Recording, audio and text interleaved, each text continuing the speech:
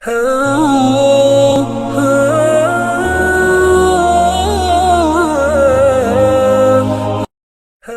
نے معاشرت سکھائی، معاشرت سمجھائی۔ عرب کا دستور بھی تھا، اپنی بیویوں کو مارتے تھے، ذلیل کرتے تھے۔ میرے نبی نے اعلان کیا جو عورتوں پہ ہاتھ اٹھاتے ہیں ان میں کوئی بھلائی نہیں۔ میرے نبی نے اعلان کیا سب سے بہترین مرد وہ ہے جو بیوی سے اچھا سلوک کرتا ہو۔ ایک صحابی نے پوچھا یا رسول اللہ آپ کو سب سے زیادہ کس سے پیار ہے؟ اور عرب کے ماحول میں بیوی سے اظہار محبت، یہ شرمندگی تھی کہ کوئی سردار کہے مجھے بیوی سے پیار ہے۔ میرے نبی کی مجلس قائم ہے اور ایک شخص پوچھتے ہیں آپ کو سب سے زیادہ کس سے پیار ہے؟ آپ نے فرمایا عائشہ سے۔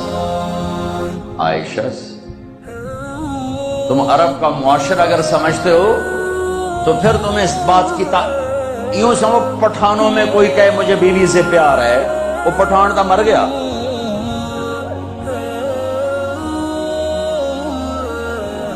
میرے نبی اس ماحول میں کہہ رہے ہیں مجھے عائشہ سے سب سے زیادہ پیار ہے۔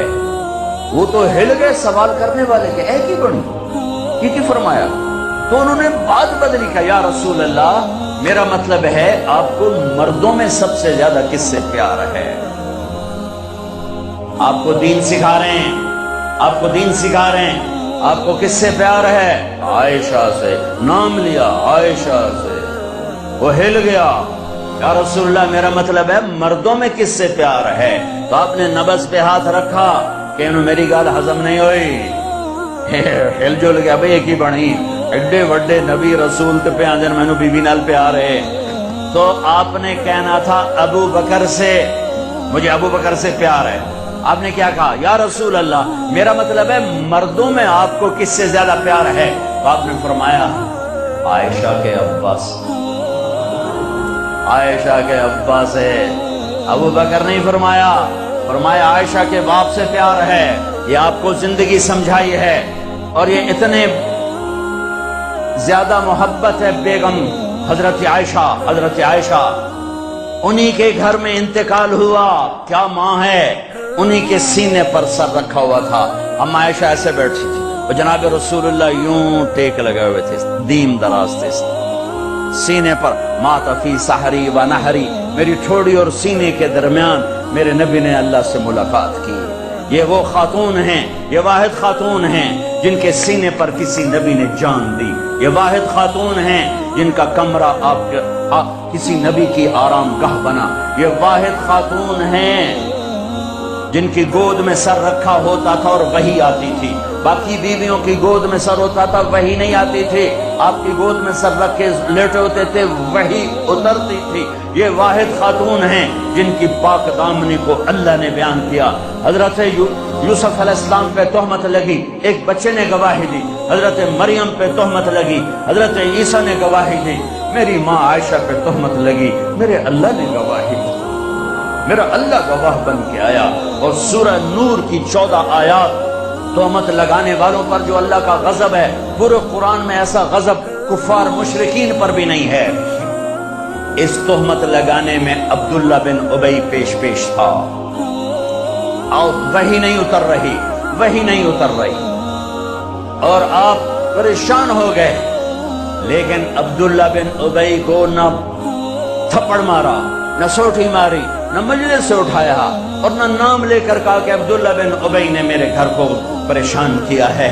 ممبر پر کھڑے ہو کر اتنا فرمایا کہ کچھ لوگوں نے میرے گھر والوں کے بارے میں مجھے بہت تکلیف دی ہے، اور اس حد تک بات پہنچی کہ آپ چونکہ وہی نہیں آ رہی اور اللہ امت کو دکھانا چاہتے ہیں کہ زبان کا غلط بول کیسے آگ لگاتا ہے، کیسے گھر اجڑ جاتے ہیں، کیسے خاندان ٹوٹ جاتے ہیں، کیسے نسلیں اجڑ جاتی ہیں جب زبان کا بول غلط ہوتا ہے۔ یہ دکھانے کے لیے وہی نہیں آ رہی، وہی بند ہے، ورنہ اللہ پہلے دن کہہ دیتے کہ یہ سب بکواس ہے، غلط ہے۔ 1 مہینہ بعد چل رہی یہاں تک کہ میرے نبی آئے حضرت عائشہ کے گھر پر، اپنے باپ کے گھر میں تھیں۔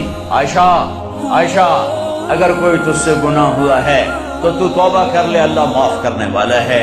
میں قربان جاؤں یا رسول اللہ، آپ کے اخلاق پر ہمارے ہاں تو شک پہ بچیوں کو ذبح کر دیا جاتا ہے۔ بیٹا زنا کرتا رہے وہ جی چھوڑ چھار ہے، بیٹا زنا کرے وہ جی چھوڑ چھار ہے، کردی رہ جاتے، شادی کر کے زنا نہیں چھوڑتے، اور بچی پر شک پڑ جائے تو ذبح کر دیتے ہیں۔ اس راوی نے کتنی بچیوں کو نگلا ہے؟ کون سی عورت ہے جسم بیچنے کے لیے خوشی سے تیار ہو؟ کون سی لڑکی ہے جوانی کا کو بیچنے کے لیے؟ کون بچی ہے جو گھنگرو باندھے گی خوشی کے ساتھ؟ انہیں سرداروں نے گھنگرو بندھوائے، انہیں نوابوں نے نچایا، ان کے جسموں سے وہ کھیلے۔ ظالم یہ نہیں، ظالم وہ نہیں جنہوں نے ان کے سر پہ دوپٹہ رکھنے کی بجائے ان کے جسم کو نوچا، اپنی ہوس کا شکار نشانہ بنایا۔ وہ اے اوے میاں صاحب رہا۔ میرے نبی فرما رہے ہیں عائشہ کوئی گناہ ہوا ہے تو توبہ کر لے، اللہ معاف کر دے گا۔ اللہ اللہ، اور اگر نہیں ہوا تو اللہ ضرور تیرے حق میں فیصلہ سنائے گا۔ تو حضرت عائشہ 24 گھنٹے سے سوئی نہیں تھی، اٹھ کے بیٹھ گئی، رو رہی تھی، ایک دم آنسو خشک ہوئے۔ ابا میری صفائی پیش کر۔ ابو بکر بیٹھی میں کچھ نہیں کہہ سکتی۔ اماں میری صفائی پیش کر۔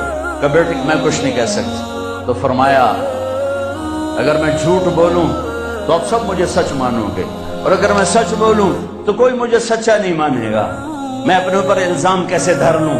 میں اپنے رب کو پکارتی ہوں، میں یعقوب کے رب کو پکارتی ہوں، یوسف کے باپ کو پکارتی ہوں۔ کہتے مجھے حضرت یعقوب کا نام بھول گیا غم کی وجہ سے۔ میں نے کہا میں یوسف کے باپ والا جملہ بولتی ہوں جو انہوں نے کہا تھا فَصَبْرٌ جَمِيلٌ وَاللَّهُ الْمُسْتَعَانُ، اور یا لیٹی تو ایک دم وحی آئی۔ اب 1 مہینے کے بعد وحی آئی، اور حضرت عائشہ فرماتی میں تو مطمئن تھی کہ جو بھی آئے گا میرے حق میں آئے گا، لیکن مجھے یہ نہیں پتا تھا کہ میرے حق میں قرآن ہی آ جائے گا۔ مجھے تھا کہ جبریل آ کر کہہ دے گا سب غلط ہے، اور میرے باپ ایسے کانپ رہے تھے اور میری ماں ایسے کانپ رہی تھی۔ میں قربان جاؤں صدیق کے صبر۔ فرشتوں سے معصوم بیٹی پہ الزام لگا، ایک دفعہ جا کے دربار رسالت میں نہیں کہا یا رسول اللہ یہ کیا ہو رہا ہے، پورے مہینے میں ایک جملہ بولا، ایک سبحان اللہ، یہ کام تو کبھی کفر میں نہ کیا، آج ایمان کے بعد ہماری عزتوں پہ داغ لگایا جا رہا ہے۔ جب وہی ختم ہوئی تو اللہ کے نبی مسکرائے، عائشہ مبارک ہو، اللہ خود تیرے لیے گواہ بن کے آ گیا۔ تو حضرت ام رومان نے کہا بیٹی اٹھو اللہ کے نبی کا شکر ادا کرو۔ تو فرمایا نہیں نہیں، میں اس کا شکر ادا کروں گی جو میرا گواہ بن گیا ہے۔ اتنے دکھ والے عبداللہ بن ابی کے جنازے کے لیے کھڑے ہو گئے۔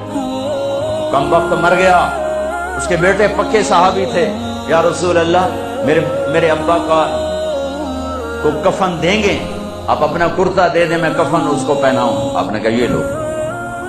آپ کہتے تو منافق کہ میرے کرتے دونوں کی فائدہ، کہ یہ لو۔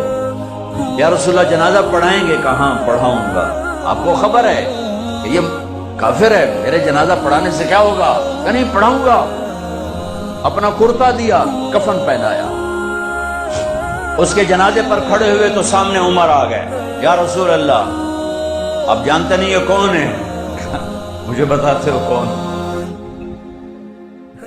جانتا نہیں تو اور کیا ہے، تو کہ جنازہ کیوں پڑھا رہے ہیں؟ کہ اللہ نے کہا پڑھ یا نہ پڑھ معاف نہیں کروں گا، میں پڑھتا ہوں شاید اللہ معاف کر۔ میرے نبی دیکھ رہے تھے ایک دوسرے کے جنازے پڑھنا بھی چھوڑ جائے۔ میرے نبی جانتے تھے، دیکھ رہے تھے۔ ارے آپ نے تو حسن حسین کے لیے ہاتھ نہ اٹھائے، تمہارے لیے ہاتھ اٹھائے، ان کو قربانی کے لیے پیش کر دیا، ایک لفظ نہیں ان کے لیے بولے۔